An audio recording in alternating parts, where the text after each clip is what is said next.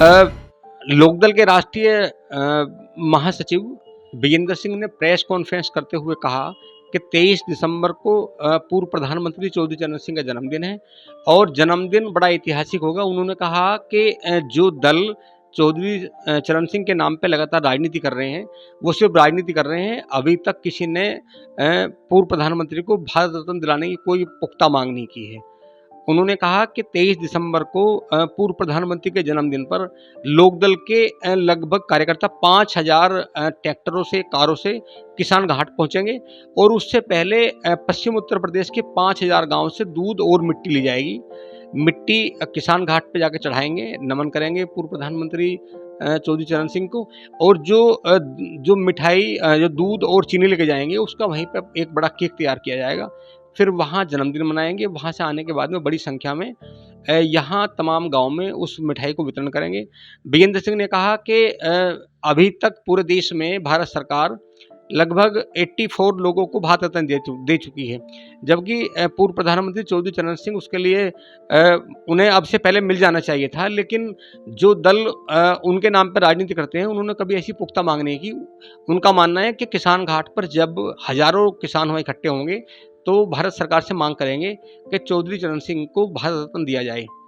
इसके अलावा उन्होंने कहा कि उनकी लड़ाई सरकार से किसी और मतलब पे नहीं है, उनकी लड़ाई किसानों के हित की है। उन्होंने कहा कि किसानों का समय पर गन्ने का भुगतान अभी नहीं हो पा रहा है, अभी पहले साल का भुगतान अटका हुआ है। इसके अलावा दूसरा उन्होंने कहा कि इस बार चुनाव है 2024 में लोकसभा का, और सरकार ने गन्ने का रेट तय नहीं किया है, और अगर गन्ने का रेट तय नहीं होगा तो हमें लगता है कि सरकार किसानों के पक्ष में नहीं है। और उन्होंने कहा कि लोकदल लगातार पूरे देश भर में किसानों की लड़ाई लड़ता रहेगा। एजेंडा है, जैसा आप सब लोग जानते हैं 23 दिसंबर को हम सब लोग किसान दिवस के रूप में मनाते हैं। तो हमारी प्रमुख मांग ये है कि स्वर्गीय चौधरी चरण सिंह जी को उनके जन्म दिवस पर भारत रत्न दिया जाए। ये मांग वर्षों से चल रही है। स्वर्गीय चौधरी चरण सिंह जी किसान नेता नहीं थे, किसान उन्हें अपना मसीहा के रूप में मानता है, उनकी पूजा करता है। कोई ऐसा घर नहीं होगा किसी भी पश्चिम उत्तर प्रदेश के घर में, किसान भाई के में, जिसमें स्वर्गीय चौधरी चरण सिंह जी का चित्र ना हो, हर घर में। तो उनका सम्मान मांग रहे हैं, उनका सम्मान दे दिया जाए। और उनके सम्मान के लिए आपको क्यों करना पड़ा? आरएलडी नहीं है उनके? आरएलडी थी पहले से, भारतीय किसान यूनियन, बहुत सारे किसान तो सभी का स्वागत कर रहे हैं, लेकिन आपको अलग से क्यों उतरना पड़ा? आज तक नहीं मिला इसलिए तो उतर रहे हैं। अब हम कह रहे हैं कि आप तो मांग कर रहे हो, हम भी मांग कर रहे हैं, और हमारे इस मंच पे सभी का स्वागत है। चौधरी जी, मेरा सवाल ये है कि जो इतने बड़े संगठन कहलाए जाते हैं, आरएलडी है, किसान यूनियन है, उन्होंने सम्मान नहीं दिलाया, तो आप किस तरीके से दिलाओगे? हमारे साथ तो आपको शायद मालूम होगा, क्योंकि आप लोग तो मीडिया के हैं, सबसे ज़्यादा रिपोर्ट आपके पास है। लाखों की तादाद पर किसान है, हजारों की तादाद पर किसान दिल्ली जाएगा 23 दिसंबर को। क्या है 23 दिसंबर को स्वर्गीय चौधरी चरण सिंह जी का जन्म दिवस है। किसान दिवस के रूप में पूरे उत्तर प्रदेश का पूरा भारत मनाता है, और किसान दिवस पर हम सब लोगों की मांग है कि उनको भारत रत्न दिया जाए। माना जा रहा है कि आरएलडी की कहीं ना कहीं काट करने के लिए आपको प्रमोट किया जा रहा है वेस्ट यूपी में लोकदल को। मुझे तो ऐसा कोई मुद्दा या कारण नहीं लगता कि कोई भी आदमी किसी की काट कर सकता है। किसान सभी के साथ है, किसान किसी की जागीर नहीं है। किसान का आशीर्वाद जिसके साथ है, किसान जिसके साथ एकजुट है, उनको उनकी आवाज़ उठानी चाहिए। आप राजनीति भी करेंगे या सिर्फ आप संगठन किसानों की बात करेंगे, या राजनीति भी करनी है, इलेक्शन भी लड़ेंगे, अपनी पार्टी से इलेक्शन भी लड़ेंगे? देखिए, किसान, जहाँ तक चुनाव की बात है, अगर जनता कहेगी तो लड़ेंगे। यानी कि पॉलिटिकल आपका जाने का इरादा है? पॉलिटिकल पार्टी है, सब लोगों को एक मंच पर ला रहे हैं और सभी का स्वागत है इस मंच पर। तो आरएलडी गठबंधन में जाएंगे या अलग से चुनाव लड़ेंगे? जो किसान हित की बात करेगा, जो राष्ट्र हित की बात करेगा, उसके साथ होंगे। आपके पास किसान हितों को लेकर के क्या एजेंडा है? क्या क्या किसान हितों को लेकर के इन जो पहली पार्टियां आरएलडी या किसान यूनियन, आज तक मुझे बताओ किसी भी पार्टी ने ट्रैक्टर का मुद्दा उठाया? किसान आज आत्महत्या कर रहा है। आप गाड़ी लेने जाते हैं बाजार में, 2 घंटे के अंदर आपको ऋण मिल जाता है। अगर मैं किसान पुत्र हूँ और मैं गाड़ी लेने जाता हूँ तो मुझसे जो बाजार का रेट है उससे 1.5 गुना तो रेट लिया जाता है इंटरेस्ट का। आप देखें, आप 1 करोड़ की 2 करोड़ की गाड़ी आपको 6% 8% में मिल जाती है। जब मैं ट्रैक्टर लेने जाता हूँ मुझे 14% से नीचे ऋण नहीं मिलता। और उसके बाद जो मेरे बाप दादाओं की जो पुरखों की विरासत है उसको गिरवी रखना पड़ता है। तो गाड़ी में क्यों नहीं, क्यों दोहरा चेहरा है फाइनेंस कंपनियों का या बैंकों का, जबकि किसान तो अन्नदाता है। तो आपकी लड़ाई केंद्र सरकार से होने जा रही है? मेरी लड़ाई नहीं है, मेरा तो मुद्दे हैं, ये मेरे भी मुद्दे नहीं, ये हम सब के किसान भाइयों के मुद्दे हैं। जितने सब लोग यहाँ पर खड़े हैं, इन चौधरी साहब के मुद्दे हैं, आया चौधरी साहब, इन सब के हैं। अगर इनकी ज़मीन है तो क्या आपके पुत्र को गिरवी रखने का हक है?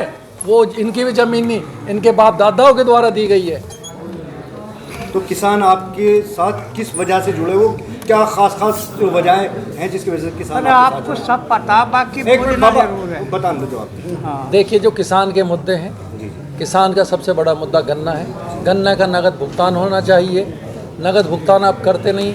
आप अभी पंसारी की दुकान पे चले जाओ, एक तिल सकरी लेने, मेरठ में गज्जक मिलती है, आपको उधार दे देगा या आपको कह देगा अगर आपको जानता ना ले जाओ, जब मैं मर जाऊँगा तब दे जाऊँगा पैसे। तो ऐसा खाली किसानों के साथ ही क्यों है? गन्ने का रेट कुछ नहीं। क्या आंदोलन की रूपरेखा है आपकी? कब आप हम आंदोलन नहीं कर रहे, हम तो अपनी आवाज़ उठा रहे, आंदोलन थोड़ी कर रहे हैं। हम तो कह रहे हैं हमारी ये मांगे हैं, किसान लोग बैठे हुए हैं, इनकी मांग कर लो। मैं भी तो किसान, आपकी मांग सरकार किससे से, है? कौन आपकी मांगों को सुनेगा? सरकार के अलावा और कौन? मैं वही तो कह रहा हूँ, किस तरीके से आप रखेंगे सरकार से अपनी मांग? देखिए, सरकार से एकत्रित होकर आवाज़ मीडिया के माध्यम से, जो देश में तीसरा स्तंभ कहा जाता है, आप लोग हमारी आवाज़ उठाएंगे, हम तो सब लोग इकट्ठे होकर आपके पास आ जाएंगे। इसलिए आपके सामने बैठे हुए हैं। आप जब चलाओगे तो आवाज़ हमारी बुलंद कर दोगे। आपको और कुछ कहना है किसान हितों को लेकर के? किसानों का ट्रैक्टर को जो ऋण है वो उस पर सब्सिडी दी जाए, उसको कृषि यंत्र बनाया जाए, उस पर सब्सिडी देने के साथ साथ उस पर जो उनके पुरखों की ज़मीन है वो गिरवी ना रखी जाए, ट्रैक्टर पे लोन दिया जाए, ना कि उसके बाप दादाओं की ज़मीन पे दिया जाए। गन्ने का नगद भुगतान हो। गन्ना मंगाने के लिए तो आप पर्ची की जगह OTP भेज रहे हैं, भुगतान के नाम पर डिजिटल इंडिया की बात करते हैं, तो आप करेंगे दे जाओ और बाद में बात करते हैं। और गन्ने का रेट कम से कम 600 रुपये तो होना चाहिए। क्या गन्ना भवन से लेकर संसद भवन तक आंदोलन नहीं होना चाहिए इस बात को लेकर?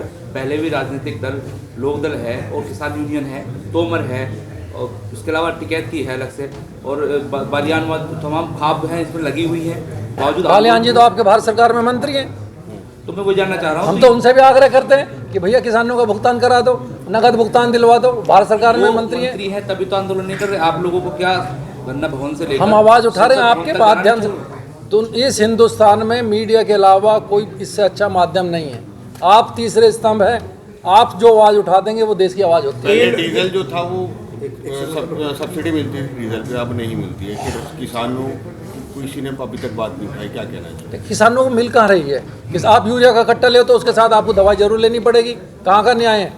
पहले 100 किलो का कट्टा आया, 50 का हुआ, 45 किलो का हो गया, रेट उतना ही है।